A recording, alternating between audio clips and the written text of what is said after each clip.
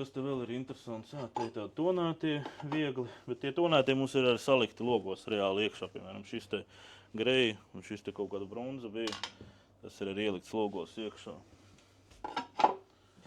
Nu, jā, teiksim, ja tur cilvēkam arī kaut kādas savādākas prasības un dizains, tad arī varam tādus piedāvāt. Kas te vēl ir interesants? Šāds molekulas stikls ļoti interesants. Jā, ļoti interesants. Tā kā jā, klients šeit arī izvēloties logus, var piemeklēt attiecīgi sev tīkamu smuku stiklu. Ar spoguli stikla vietā var ielikt? Var. Kur man liekas bija spoguļu stikls, jā. Var, bet vai vajag? Vai vajag?